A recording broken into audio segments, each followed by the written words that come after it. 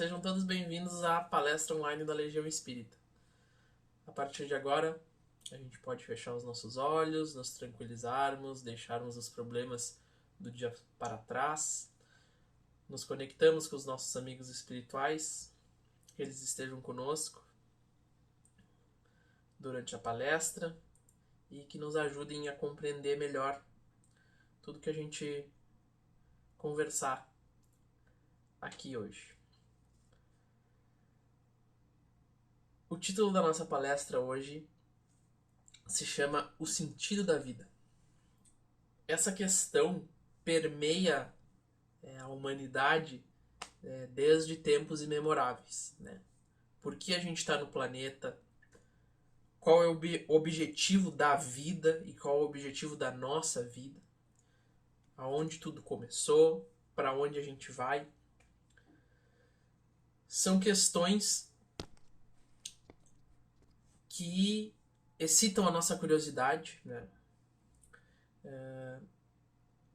E excitam, assim, a nossa compreensão do nosso próprio objetivo de vida. A gente gostaria de ter uma resposta clara, uma resposta simples e direta, que nos ajudasse, que nos desse indicação.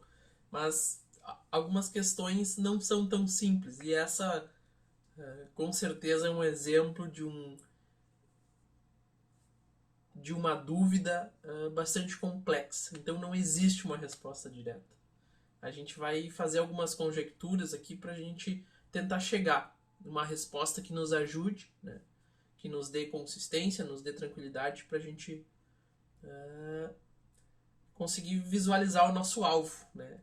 Enquanto ser humano encarnado, e tentar entender qual que é o sentido prático, né, da vida, da nossa vida, do nosso momento aqui. A gente pode colocar inicialmente que essa compreensão ela é uma questão de referência. Porque se tu perguntar qual o sentido, né, qual o propósito de vida para 10 pessoas, provavelmente tu vai ter 10 respostas bastante diferentes. Então, dependendo de onde a gente está, né, em que momento de evolução intelectual, moral, espiritual, social a gente está, essa compreensão vai ser diferente em relação ao nosso propósito, ao sentido de estarmos aqui. A gente, para organizar esse raciocínio, a gente vai falar então que existem 3 blocos, né, de pessoas, grupos, de foco de pensamento, foco de ação. 3 grupos. A gente vai chamar o primeiro grupo de bloco 1. Bloco 1.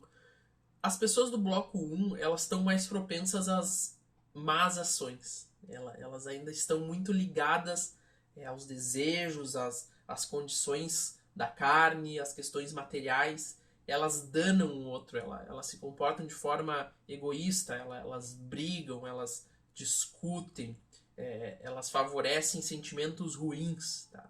Elas estão no mundo, sim, e elas acabam criando problemas. Elas criam problemas para os outros e esses problemas acabam vindo para elas. Então são pessoas que praticam o mal, às vezes sem querer, às vezes por querer. Esse é o bloco 1. Bloco 2. O bloco 2 são pessoas mais neutras, que não fazem o mal necessariamente, né? Cuidam das tarefas diárias, fazem a vida funcionar, pagam as suas contas, cuidam da família, mas ainda assim estão muito ligadas às questões grosseiras, às questões da matéria, né? Não conseguem ver mais além. São pessoas que ainda estão muito ligadas, né, ao dia a dia. Não praticam o mal, não danam o outro, mas também não fazem ações no sentido de ajudar, de trazer o outro junto, né? E não veem essa questão, né, do mundo espiritual, não compreendem isso. Então, o sentido da vida para esses 2 primeiros blocos a gente poderia avaliar que é um sentido mais mundano, né? Um sentido mais material. A gente pega como condição de contorno, então, a própria vida, né? A própria existência, né? O momento encarnado. E muitos filósofos que negam essa parte, né, são mais céticos, são mais materialistas, falaram sobre esse assunto. Schopenhauer, um deles, via a vida como o caos. Ele não visualizava um sentido. Ele dizia que a gente era regido pelos nossos desejos, pelo instinto animal, né? Kardec comenta que esse é uma das amarras que a gente tem para a nossa evolução espiritual, esse sentido de proteção, esse sentido mais selvagem. Então, para Schopenhauer, então, a vida é o caos, ela não teria sentido, né? O sentido seria a nossa própria existência enquanto espécie. Nietzsche, por outro lado, vê o sentido da vida como aquele momento de aproveitar, né? Ele vê que a vida é uma oportunidade de aproveitar os desejos, então, que a gente tem, de a gente conseguir satisfazer os nossos próprios desejos. Ele não vê uma questão de pré-determinada, de caminho, de sentido mais elevado. É o que a gente chama, nessas duas linhas, do existencialismo, que todo o sentido está baseado na experiência humana de cada um. É a gente que cria aquilo. A gente não está vinculado a uma linha, né, que abrace toda essa concepção de sociedade, de continuidade, né, de ajuda mútua entre as pessoas. Né? Então não existe um sentido mais amplo. Né? É a própria vida do ser humano que define esse caminho. Centrado então na própria existência. E isso a gente pode entender que reflete a realidade das grandes massas, né? O bloco 1 e o bloco 2 que a gente comentou, a gente consegue ver, né, que representa a maioria das pessoas, né? São mais ligadas a questões mais básicas da matéria, né? As paixões intensas, a vida diária, os desejos. E a gente vê que quando a gente está mais inclinado para esse tipo de ação, de atitude, a gente acaba tendo problema. A gente vai ter problema e rápido, né? A gente tem a questão da causa e efeito, né? Quando a gente agride um pouquinho, em seguida volta para nós. E o resultado disso é o nosso mundo que a gente tem hoje, de prova e expiação. Ele é regido, então, por essa condição, né? Por esse sentido baseado na própria experiência. Alguns pensadores ainda são um pouco mais otimistas, né? A gente tem a filosofia de Viktor Frankl. Ele coloca a busca de sentido de cada um como uma saída para a própria constância psicológica. Né? Então, para a gente ficar bem, a gente precisa achar um sentido para a nossa vida. E esse sentido pode ser profissional, pode ser social, pode ser na vida amorosa. Né?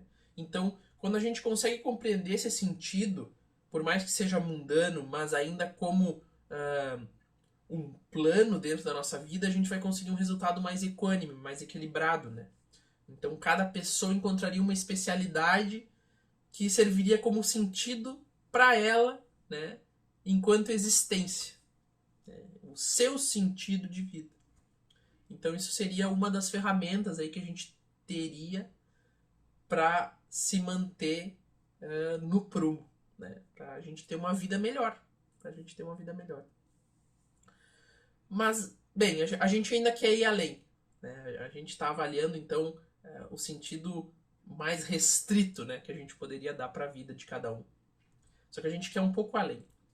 Quando a gente fala de definição de sentido, a gente tem uma ideia de propósito, de objetivo. Né? Na matemática, a questão de sentido está ligado ao vetor, né? Direção, sentido e potência. A gente tem uma figura de uma flecha que mais ou menos representa esse vetor. Né? E a gente pode também fazer uma analogia com um rio. Né? O rio tem o início, tem o meio e tem o fim. Se a gente olha o rio do lado da margem, a gente estando do lado da margem, a gente vê um trecho do rio. Mas a gente não consegue entender de onde ele veio, para onde ele vai, qual é a potência dele, o que que ele representa, o que ele desempenha, né, em todo um processo maior. A gente vê só aquele trecho. Então, a busca do sentido é mais ou menos por aí. Se a gente avalia um trecho apenas, a gente fica limitado. Nos restringe a nossa compreensão. Então, nessa busca de tentar ver um início, um meio e um fim, a gente tem que tentar se elevar um pouco. A gente tem que ver mais do alto. Quando a gente vê um rio de um avião, né? Quando a gente está no avião e olha para um rio, a gente consegue ver ele melhor. A gente consegue ver de onde ele vem, o que ele impacta, né? Qual é o percurso que ele faz e para onde ele vai. Né? Então, nessa analogia de visão ampla, a busca do sentido passa por aí. Se a gente está do lado ali, a gente não vai entender. A gente não vai entender.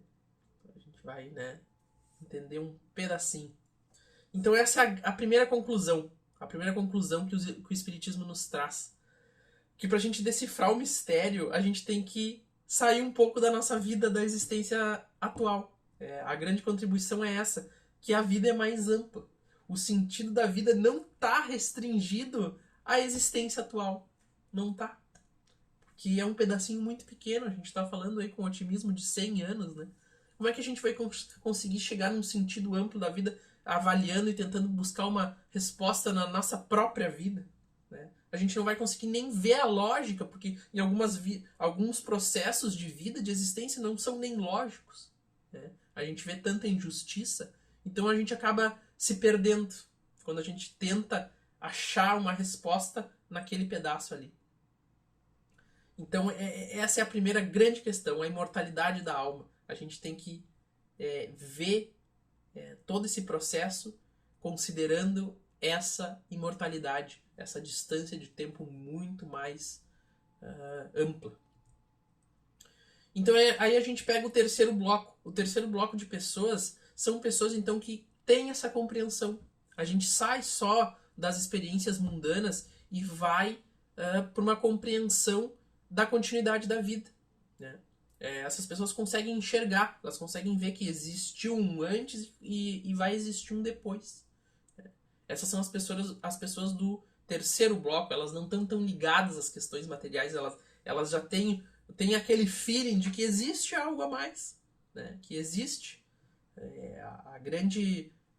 essa grande verdade da continuidade da vida. A gente não consegue basear tudo, então, nesse momento. A gente entende que é um trecho, né? Que é um caminho, uma parte da evolução, mas que não é o todo. Certo? E a gente tem no Espiritismo a evolução como uma regra. Né? A gente não retrocede. A literatura espírita nos diz, nascemos simples e ignorantes. Então aí ela começa a dar uma noção do início. A gente nasceu simples e ignorante, e através das várias encarnações a gente vai evoluindo moralmente e intelectualmente. A gente passa pelos reinos. Né? Então existe esse caminho. Né? A gente foi criado e começa a percorrer. A gente já começa a ver um sentido, a gente começa a ver um trajeto aí. Né? E a encarnação é essencial para que a gente evolua. É essencial, é uma oportunidade ímpar de a gente estar aqui. Por mais que agora que a gente esteja, parece que é tudo simples, né? Que a gente está vivendo. Mas não é. É uma oportunidade. As falhas que a gente comete, elas não são retrocessos, elas são obstáculos que nos ajudam. Né? São obstáculos que nos ajudam a evoluir, a caminhar. Então, muitas vezes a própria ignorância nos faz cair em certas falhas, né? E, às vezes a ignorância dos outros, a gente está em comunidade, a gente está constante interface com os outros, então às vezes a ignorância dos outros nos afeta e às vezes a nossa ignorância afeta o outro. Então a gente tem que ter essa consciência. É tudo um grande círculo. E para que a gente encarna, então? Né? A gente começa agora a pegar um sentido, né? A gente já começou a desenvolver. Agora vamos avaliar o nosso trecho de rio momentâneo que a gente está vivendo. Né? Que no final é o que nos importa bastante nesse momento. Né? Questão 132 do Livro dos Espíritos, o objetivo da encarnação. Qual o objetivo da encarnação dos espíritos? Deus lhes impõe a encarnação com o fim de fazê-los chegar à perfeição. Fazê-los chegá-los à perfeição. Para uns é expiação, para outros missão. Mas para alcançarem essa perfeição, tem que sofrer as vicissitudes da existência corporal. Nisso é que está a expiação. Visa ainda outro fim a encarnação. Visa outro fim. O de pôr o espírito em condições de suportar a parte que lhe toca na obra da criação. Né? Então, a perfeição. É assim que, concorrendo para a obra geral, ele próprio se adianta. Certo? Questão 132 do Livro dos Espíritos. Percebam que interessante, então. Deus lhe impõe a encarnação para o fim de fazê-lo chegar à perfeição. Então a gente, né? Simples e ignorantes. Deus, causa primeira de todas as coisas. Então a gente vê um início. E agora a gente está chegando aqui, ó. Chegar à perfeição. Deus lhe impõe a encarnação para chegar à perfeição. Então a gente já está vendo um final, né? A gente consegue ter esses dois polos aí do nosso vetor. Então a gente vê o rio, vê o início do rio e vê o final do rio. Deus é o início, né? Deus a gente tem ele, a gente não fala da corporização de Deus, né? Deus, causa primeira de todas as coisas. Então não é alguém, né? É uma causa, é uma questão mais elevada, né? Do que uma pessoa, né? A gente às vezes tenta ver Deus como alguém, mas não é. É uma causa, né? E a gente vai percorrendo, né? Então esse caminho, vivenciando todos esses processos que a gente tem no planeta. Então esse é o sentido da vida, né? Esse é o sentido da vida segundo o entendimento espírita. No sentido amplo, né? No sentido amplo da vida. É o início, o percurso e a perfeição. Certo? Essa é a nossa primeira conclusão. E a gente tem aí, ó. E assim que, concorrendo para a obra geral, ele próprio se adianta. Tá? Então a gente tem um micro e a gente tem um macro, que é o que a gente já falava. A gente tem a questão da rede. Né? Tu vai ter que evoluir, mas todo mundo vai ter que evoluir. Porque o objetivo geral é a evolução de todos. Não é a minha evolução, nem a tua evolução. É a evolução de todos. Então a gente tem um entendimento de rede. É uma união de vários micros que formam um macro. Então é importante que a gente tenha ciência da responsabilidade que a gente tem de fazer parte da evolução do outro. É uma caminhada em conjunto, em rede, em sociedade. Tá? E a gente tem a responsabilidade pelo todo. E o interessante é que o Espiritismo nos traz questões lógicas, né? A lógica é boa, a lógica nos faz bem. A lógica faz bem para nossa intelectualidade, né? Então, como a gente estava falando lá atrás, o caos, viver com a compreensão e o plano do caos não funciona, não funciona. A experiência nos mostra que não funciona. Quando a gente tem um plano, a gente consegue realizar melhor. Quando a gente tem coerência nas ações, quando a gente encontra a lógica do processo, que faz parte do sentido, a gente consegue se mexer melhor no mundo. Isso é claro, pela experimentação a gente consegue perceber. Então o segredo é ampliar a visão. É ampliar. O Frankl, psicólogo que criou então a logoterapia, diz justamente isso, que a lógica, tendo claro o porquê, a gente consegue enfrentar todos os comos, né? A gente consegue enfrentar os problemas se a gente compreende o porquê. E o raciocínio do Frankl é muito interessante porque está muito ligado à fé raciocinada, né? Um conceito grandioso dentro do espiritismo. Quando a gente compreende, a gente se dá melhor. A gente atua melhor. Quando a gente vê, então, o sentido. Né? E por outro lado, a falta da lógica é justamente isso aí, é um problema. É um problema quando a gente não vê lógica, em seguida a gente sai do caminho, a gente sofre, né? O Frankl cunhou todo esse processo de tratamento psicológico dele nos campos de concentração. Ele foi um prisioneiro em campo de concentração. E ele defende que a compreensão de um sentido maior te dá condições de resistir, né?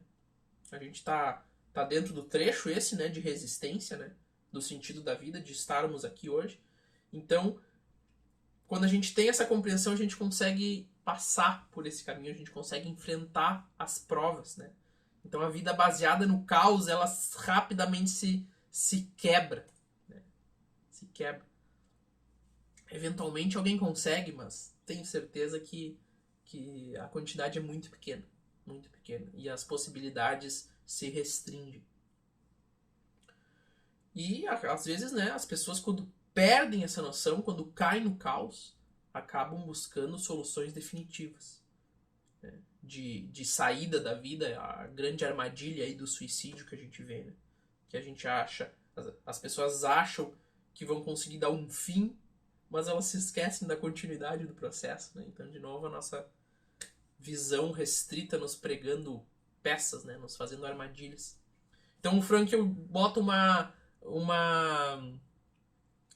equação matemática. Desespero é igual a sofrimento menos significado. Então o sofrimento, quando tem significado, tu não cai no desespero.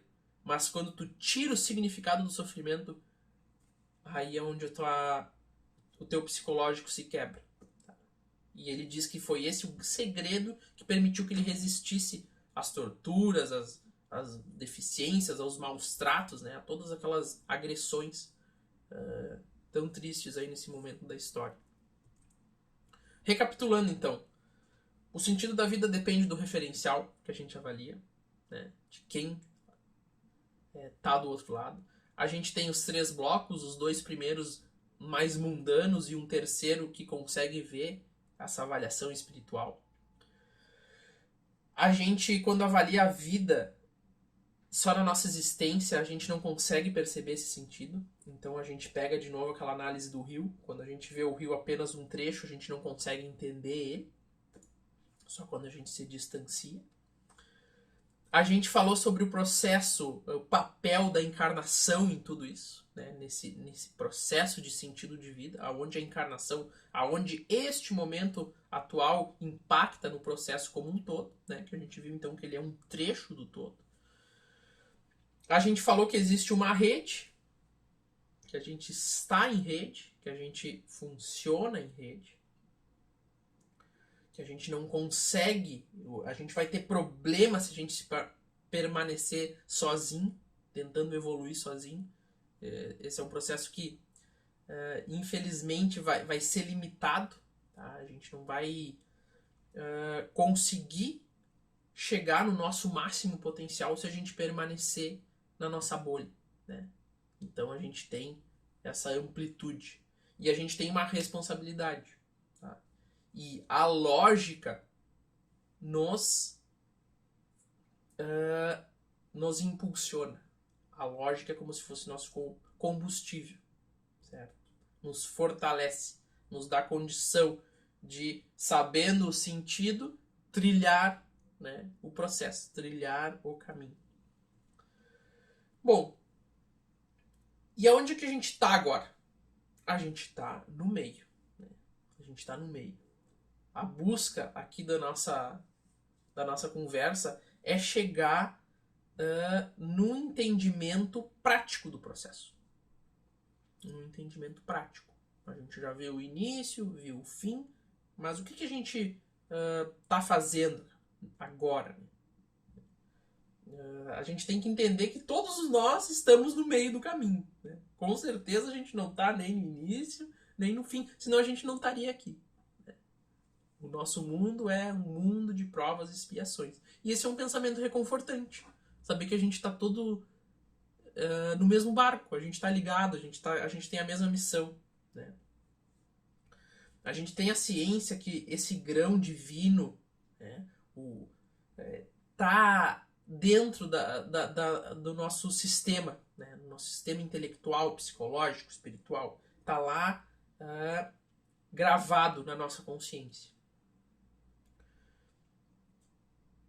a gente tem que ver como acessar, né?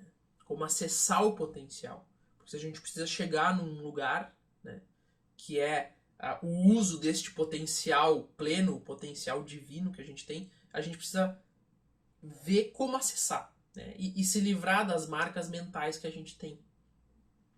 Porque essa ligação com a nossa natureza material, selvagem, animal, é o que acaba sempre nos restringindo, né, dentro desse caminho de evolução.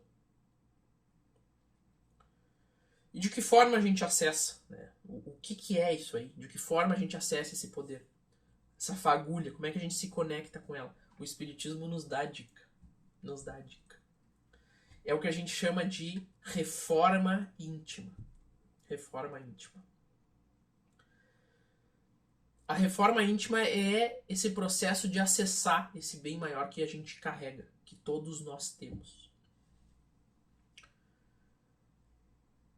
A gente tem que deixar o que a gente chama de o homem velho para trás e abraçar o homem novo, certo?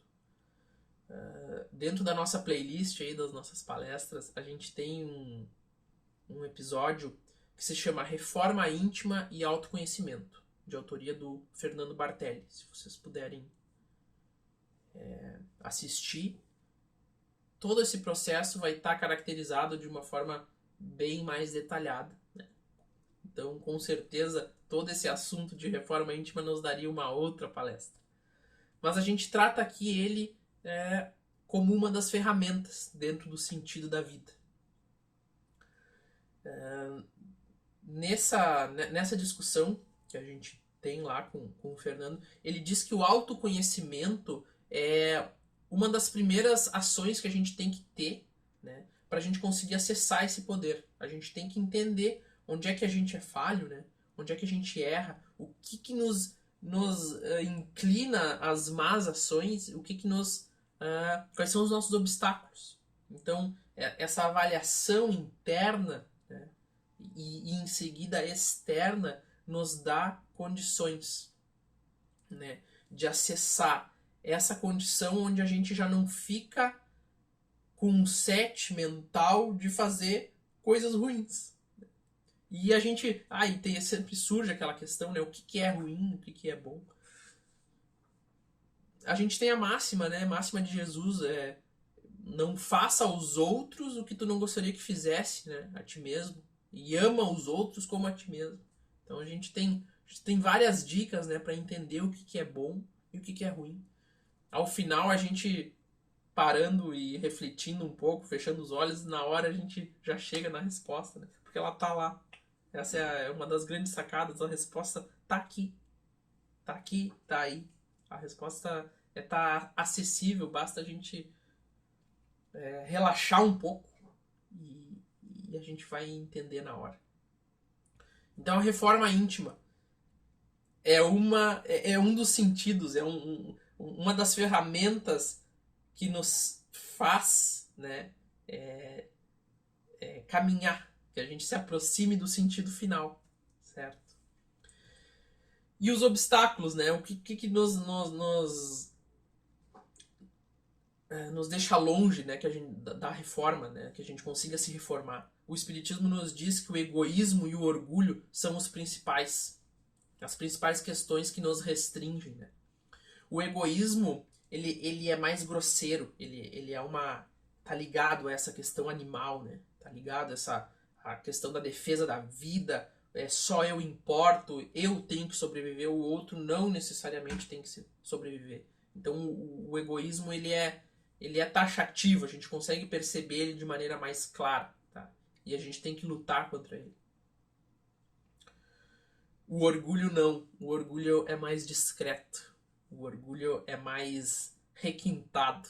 A gente não consegue ver ele de maneira tão clara. Ele tá sempre meio mascarado.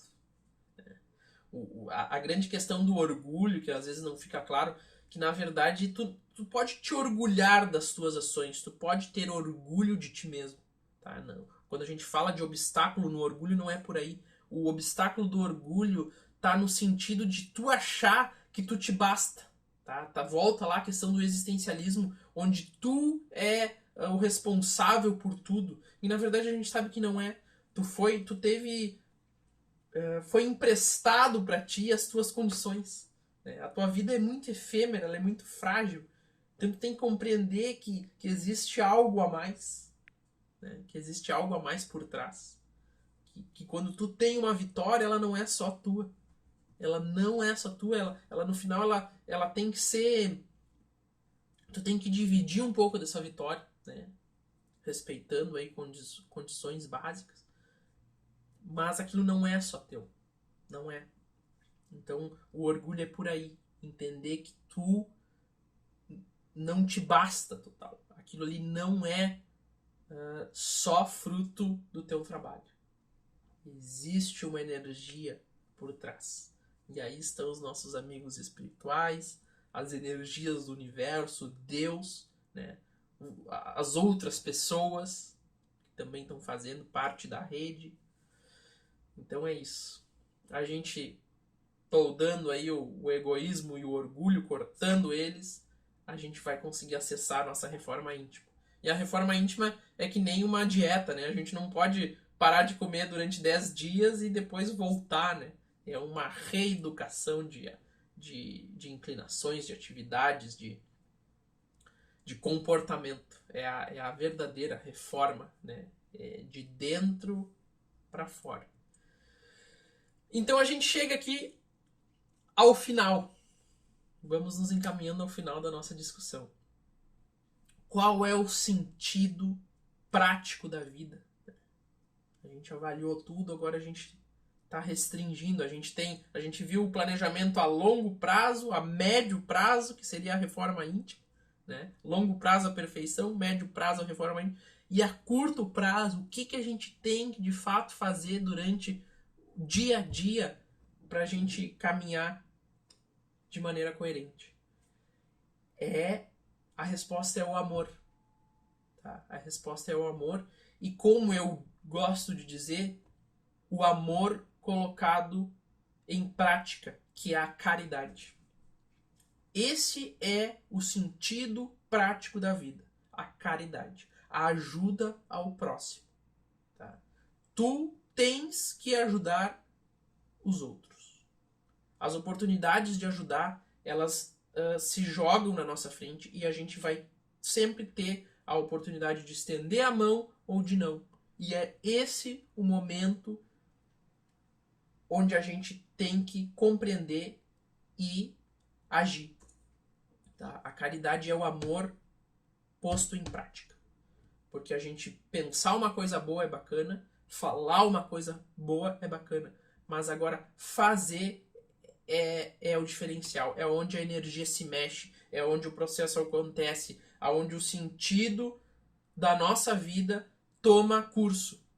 A gente está arrumando para a perfeição. E a caridade faz tudo isso se movimentar. Certo? Então, a caridade é o sentido prático da vida. A gente tem que buscar maneiras de ajudar os outros. Um contraponto é que a gente tem que estar minimamente bem para a gente conseguir ajudar o outro. Né?